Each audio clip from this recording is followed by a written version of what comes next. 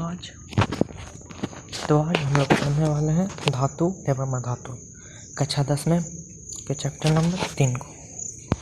तो चलिए देखते हैं धातु और अधातु में क्या है और क्या नहीं है, देखते हैं। चलिए, 9वीं कक्षा में आपने कई तत्वों के बारे में पढ़ा होगा।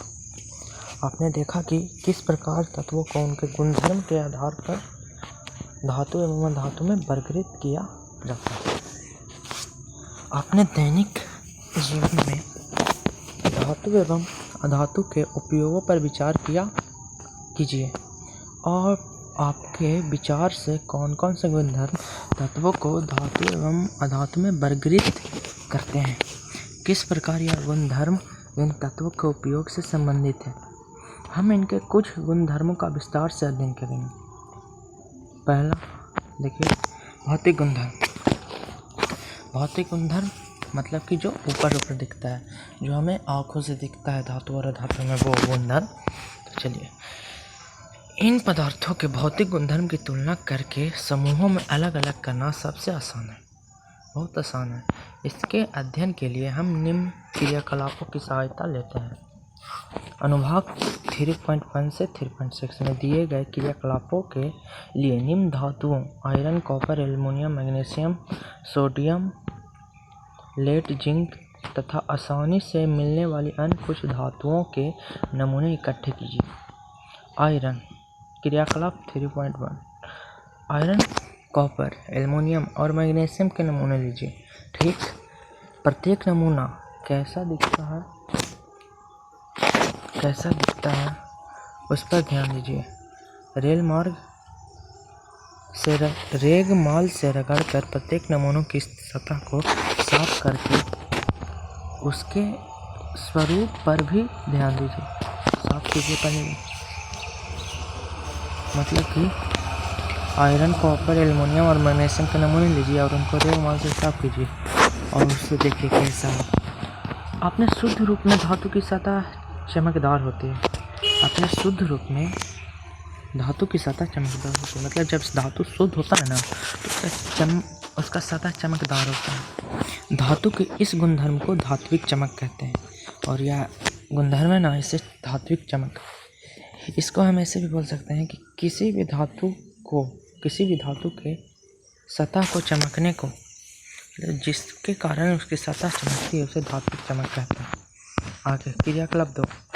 आयरन, कॉपर, एल्युमिनियम, मैग्नीशियम, ये सब धातुएं लेने का छोटा टुकड़ा लीजिए। इन धातुओं को तेज धार वाले चाकू से काटने का प्रयास कीजिए तथा परीक्षण को लिखिए। चिमटे से सोडियम धातु का एक टुकड़ा पकड़िए। सावधानी से सोडियम धातु का उपयोग करते समय हमेशा सावधान रहिए। फिल्टर पेपर के बीच दबाकर इसे सुखा लीजिए।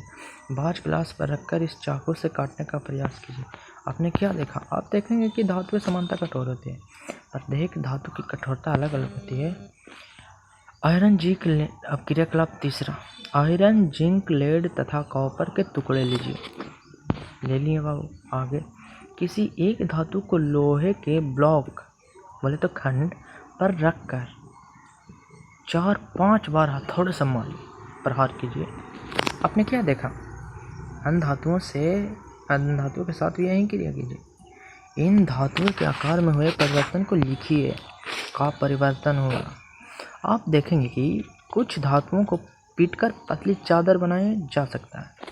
इस गुणधर्म को आघात वर्धता कहते हैं, मतलब इसको हथौड़ा से मार मार के अगर पतला करते हैं तो पतला होने, जिस गुण के कारण वह पतला होता है पिटाने के बाद, उसे आघात वर्धता कहते हैं। क्या? आघात वर्धता। आगे, क्या आप जानते हैं कि सोना तथा चांदी सबसे अधिक आघात वर्ध होता है धातुएं हैं? कह रहा है कि सोना और चांदी है ना, जो सबसे ज़्यादा आघात वर्धता है। इसे सबसे ज़्यादा पतला पीट कर किया जा सकता है, पीट कर सबसे ज़्यादा पतला इन्हीं दोनों को किया जा सकता है। आगे क्रियाकलाप 3.4। उन धातुओं, मतलब सोडियम, मैग्नीशियम, एल्युमिनियम का, उन्हीं धातुओं की सूची बनाइए। नहीं, उन धातुओं की सूची बनाइए जिसके तार अपने दैनिक जीवन में उपयोग करते हैं। मतलब कि तार कुछ कुछ के देखते हैं बब्बू, किस चीज़ के तार को देखते हैं आप?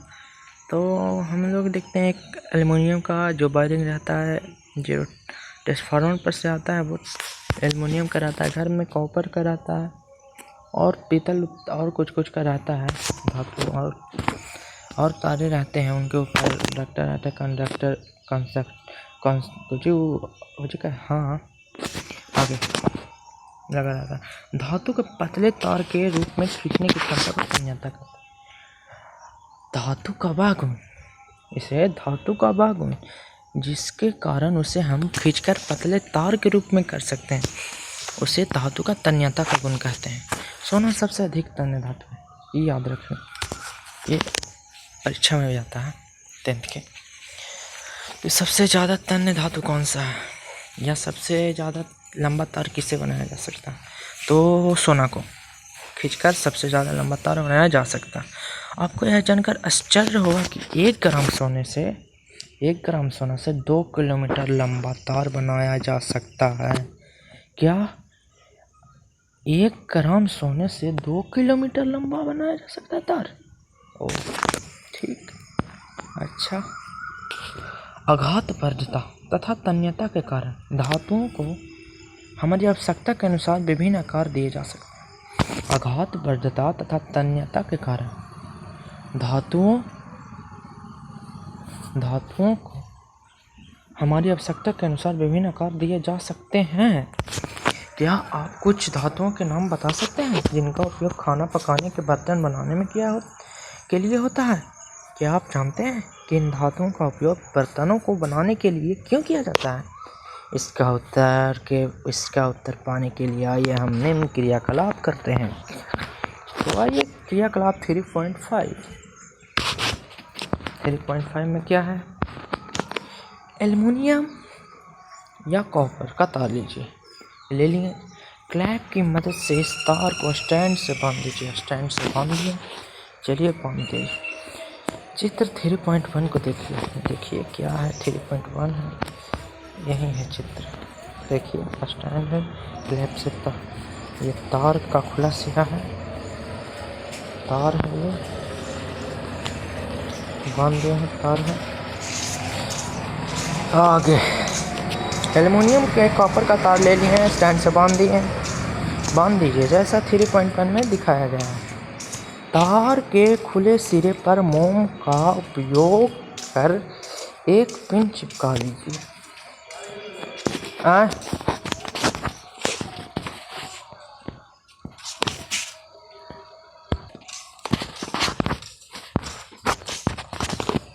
एल्युमिनियम या कॉपर का तार लीजिए, तार है ये तार है, ठीक, ये एल्युमिनियम का तार है। क्लैप की मदद से इस तार को स्टैंड से बांध दिए हैं, यहाँ पर बांधा है। तार के खुले सिर पर मोम का उपयोग कीजिए। यहाँ मोम है, यहाँ पे मोम है, यहाँ पे मोम है, ठीक।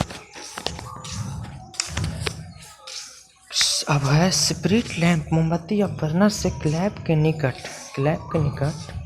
मोमबत्ती या बर्नर से क्लैप को निकट तार को गर्म कीजिए।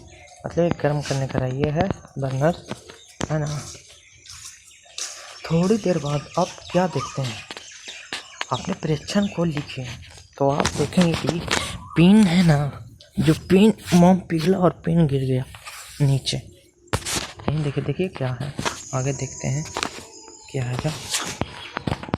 उपरोक्त क्रियाकलाप से पता चलता है कि धातु ऊष्मा के सुचालक है। तो धातु ऊष्मा के सुचालक है, इसका अर्थ हुआ कि धातु ऊष्मा को एक जगह से दूसरी जगह चल जाता है। धातु में एक जगह से दूसरी जगह चल जाता है। नहीं तो देखिए यहाँ है ना, यहाँ बर्नर जल रहा है, पिन यहाँ मोम से पिन यहाँ चिपका है, तो यहाँ से यहाँ गया तभी ना, यहाँ से यहाँ गया तभी ना पिन गिरा। ऊष्मा यहाँ से यहाँ गया तभी ना पिन गिरा। यही है कि ऊष्मा का सुचालक होता है। आगे उपरोक्त क्रियाकलाप से पता चलता है कि धातु ऊष्मा के सुचालक हैं तथा इनका गलनांक बहुत अधिक होता है, नहीं तो गल जाता। सिल्वर तथा कॉपर ऊष्मा के सबसे अच्छे चालक हैं। सिल्वर तथा कॉपर। सिल्वर तथा कॉपर ऊष्मा के सबसे अच्छे चालक हैं। इनकी तुलना में लेड तथा मरकरी ऊष्मा के कुचालक हैं। क्या धातुएं विद्युत की चालक हैं? क्या धातुएं विद्युत की भी चालक हैं? आइए पता करते हैं। चित्र 3.2 की तरह एक विद्युत सर्किट बनाइए। जिस धातु की जांच करनी है विद्युत पथ में टर्मिनल ए तथा बी में बीच इसी प्रकार रखिए जैसा चित्र में दिखाया गया है। क्या बल्ब जलता है? इससे क्या पता चलता है? चलिए देखते हैं क्या पता चलता है। आपने अवश्य देखा होगा कि जिस तार से आपके घर तक बिजली पहुंचती है उस पर पॉलीवाइनिल क्लोराइड PVC अथवा रबड़ जैसी सामग्री की परत होती है। विद्युत तार पर ऐसे परत क्यों चढ़ाई होती है? हाँ, क्यों होती है इससे परत? जब धातुएं किसी कठोर सतह से टकराती है तो क्या होता है? क्या वह आवाज़ उत्पन्न करती है? जो धातुएं कठोर सतह से टकराने पर आवाज़ उत्पन्न करती है उन्हें ध्वनिक या सोनोरस कहते हैं।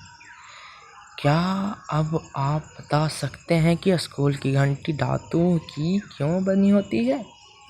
हाँ, अब तो आप बता ही सकते हैं कि स्कूल की घंटी क्यों, क्योंकि वो धातु होती है और उस सतह से मतलब कठोर सतह से पिटने पर अलग ही प्रकार की ध्वनि उत्पन्न होती है। इसी कारण स्कूल की घंटी धातु की बनी होती है। तो आज के लिए इतना है। अब अगले दिन धातु देखेंगे। Bye bye, tata. अब मिलते हैं अगले वीडियो में, तब के लिए शुक्रिया।